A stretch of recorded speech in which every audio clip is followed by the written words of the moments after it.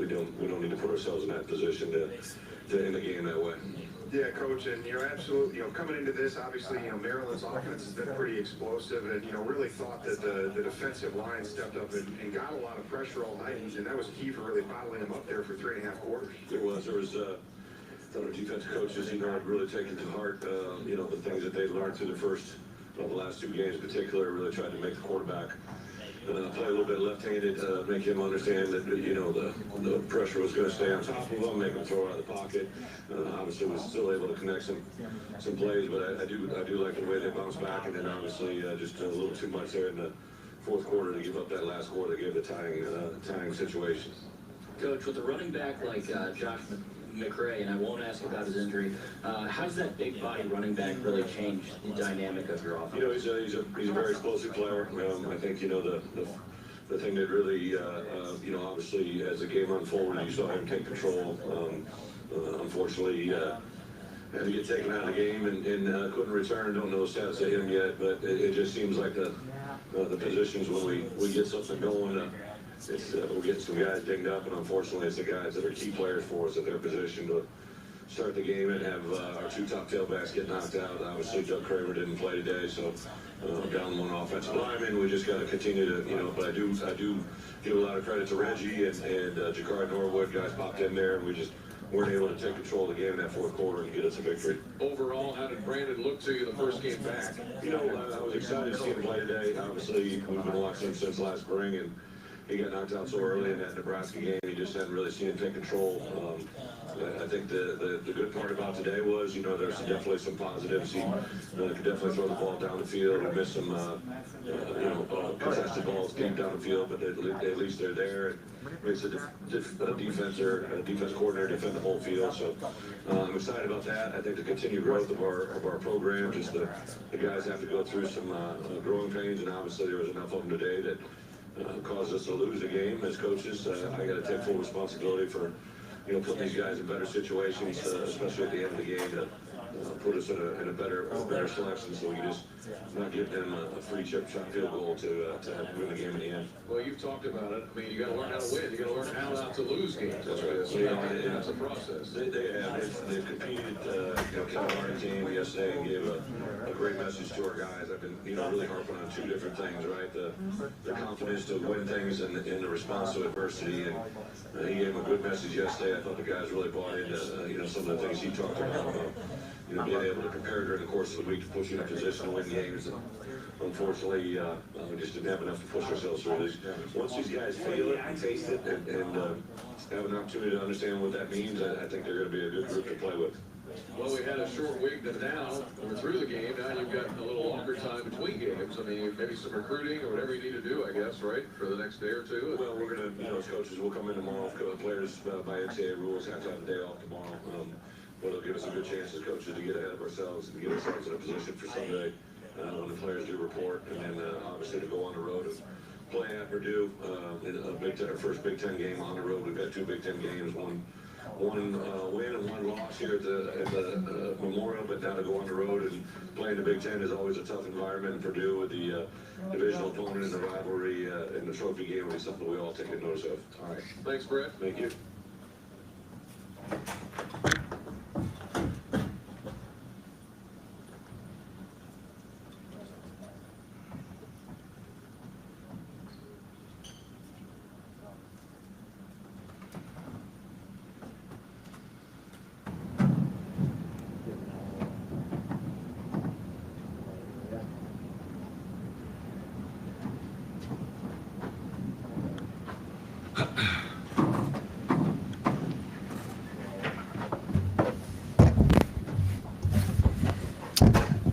Well, obviously very disappointed for our players, our coaches, our fans, everybody who's in the stadium. And give credit to Maryland. Obviously did enough in the end to execute to win. Thought our guys, on a short week had done a lot of really good things, preparation to get to where we wanted to be.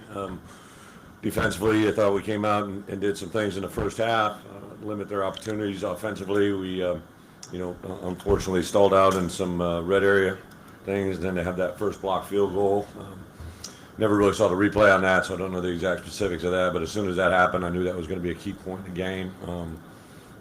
Went in at halftime, obviously talked about what we want to do in the second half. Unfortunately, they came out and converted that first touchdown, that first drive into a touchdown, and kind of got us reeling a little bit defensively. Offensively came back and reacted and responded very, very well.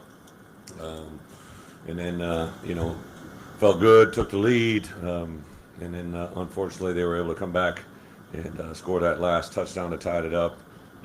And then the last series just complete opposite of what we want to accomplish, right? We didn't want to. The first thing I knew, I told our coaches, let's win this game. Let's not play for a tie or play safe. Let's try to go win this game. I think it's important for us as a program to try to win football games, not just playing them. So that was why we approach things a certain way. You can't take penalty, or you can't take lost yardage. Can't take penalties, and both of those happened on that last series. So that put us in the hole. And then, I did think that a number of our guys responded to come in the game with Chase Hayden and Josh McCray to have them both do some good things, but unfortunately both of them got knocked out. And Jakari and Reggie came in and did some really good things. Obviously, the heads-up play by Casey Washington to scoop that ball up and score. A very, very opportunistic play there. I thought the play of Seth really, gets me excited about a guy that's, came into his first starting role and did some really good things. And I did like the way that our defense responded overall from where they've been the last couple of weeks to get out there and play the way they did. But really hard one to take, one that's definitely a learning opportunity for us. And I just like I've said, to us to get to a point to win games, I think they got to feel it, taste it, smell it, touch it, whatever we want to say. They gotta be able to do that. And when that happens, I think the worm will turn in a very positive way. But until that happens, we're just going to continue to have failure in key moments, and that's nothing we can have. So with that, I really don't know anything injury-wise. I know that Chase had an injury to the other side, not his shoulder that he had hurt, and then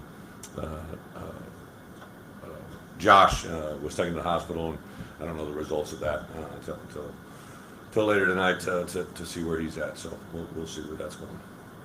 Coach, you had the ball in the lead. I don't remember which series it was, but it was around midfield in the fourth quarter. And got a little conservative, ran Reggie 3 times, and then Blake punted it. Do you wish you had that one back to be a little more aggressive and try to score? I don't think we were being conservative. I didn't tell anybody to go conservative, and I know that Tony wasn't trying to be conservative. We saw Josh run for, I believe, a pretty significant run that gave him a touchdown in those same plays. And that same thinking was what was called on those plays. And if it was conservative in your mind, that's your opinion. It wasn't designed to be that way, and definitely wasn't the results we wanted, but it wasn't anything that got on there and said be conservative. If anything, it was the exact opposite. What was the thought process of 4th and 1, obviously at 45, not without risk? Yeah, we did want to, the 4th and 1. We talked about it on 2nd down, to be in a potential 4-down situation. But I really, at that point, if we weren't able to convert it, you're giving them the ball at the 45-yard line and a huge momentum and all that goes into it. I knew our punter would be able to execute in that moment. We knew that we had that punt phony situation there. We got under center and tried to draw them off sides of that. So didn't convert, but the results of that series was kind of exactly where we played it out. We talked about these guys having to learn how to not lose before they can. You change the message and how they can maybe grasp that sooner? I guess what's your approach this afternoon? Well, we're 2 games in the Big Ten season, and believe me, I wish we had a win today. But you can't force the process. You can't, get them to learn anything they haven't learned. As coaches as well, the things that we got to go through to understand the situations better. I think to stick to the message is exactly what we want to do, not change it. I think our process and our guys understand it. They know it. They comprehend it. I think before they even get to the sidelines, they know the positive situations. They one of the things we talked about in the a key point, right, was the fumble play that Seth tore out, right? Like I tell these guys all the time, we have replay ability, right? But as a coach, I'm down there on the sidelines. I can challenge a play, but all I want to know is the truth, right? I want to know the honesty of the moment, because you see a lot of kids get caught up in a moment. And Seth looked right at me. And he's like, "Coach, that's out. It's out." So that's when I ran up the official and obviously challenged the play because they were getting ready to snap the ball and they weren't going to stop it. So I mean, there's a huge learning moment there that they learned through the process to get us where we were. So I give everybody huge kudos for that, and the results of that. That was a huge play, and then the deflator was a 1st and 10 interception. You can never have interceptions, but I could live with third down plays or something where we're trying to change the field position game, but we cannot have early down turnovers in the throwing game. It's unacceptable, and that's a huge swing in momentum, but also points taken off the board in that moment. We were inside the 25-yard line, and our kicker can convert in that situation, and that would have been points for us for sure. What do you think about Brandon's return and how we look out there? Who's that?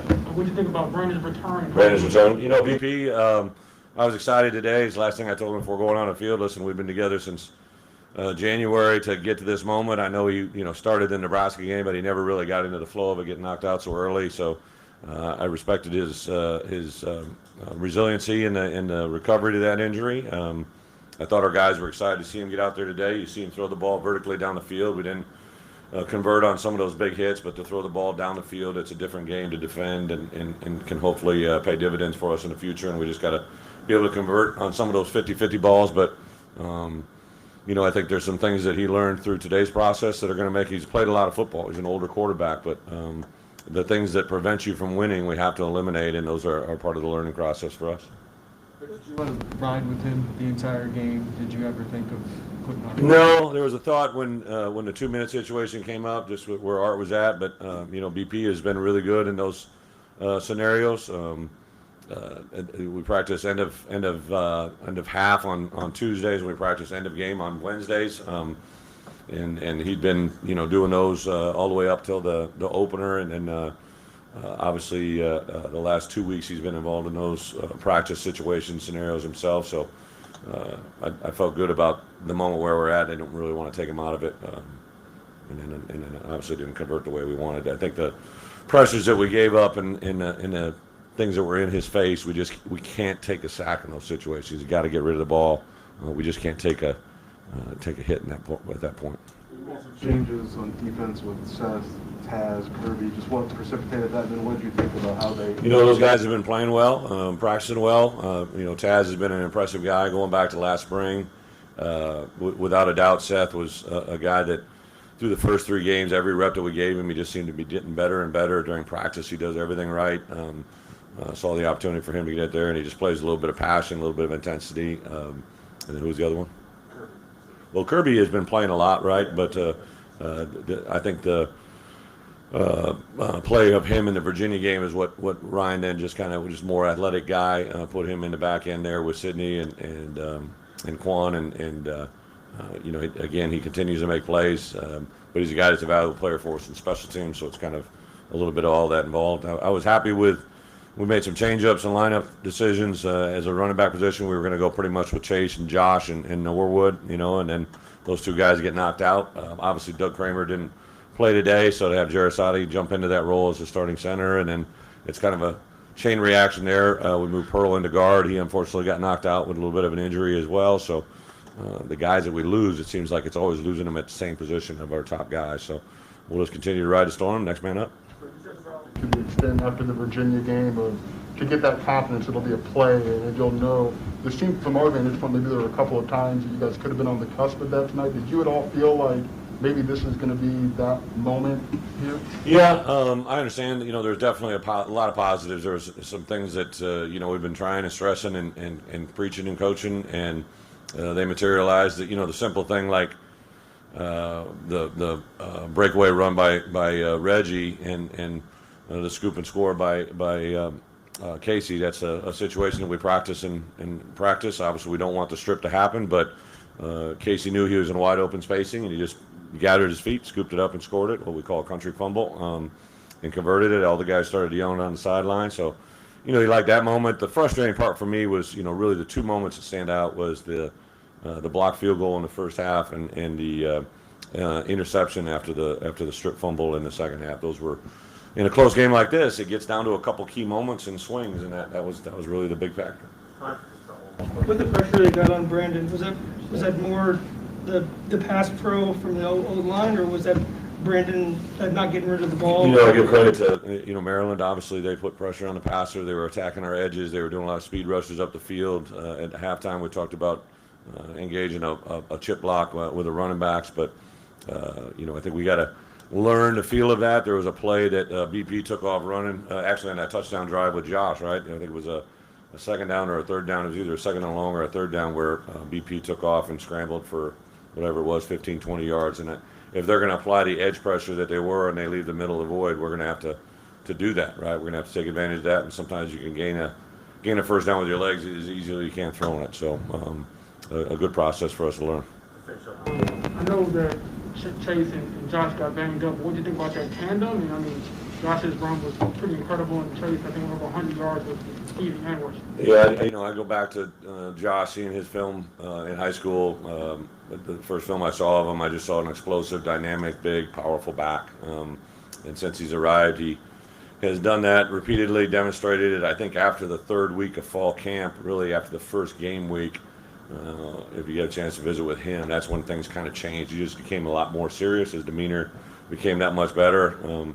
I thought the combo platter of him and Chase Hayden was going to be something that's really good for us. Unfortunately, obviously, both of them were injured and couldn't finish it. But the next man up, Reggie came in and did some good things. I thought Jakari, gave his great effort. So whoever's in there has to step up. But I am excited about those two guys and the progress they've made. Players are starting lining out the ball.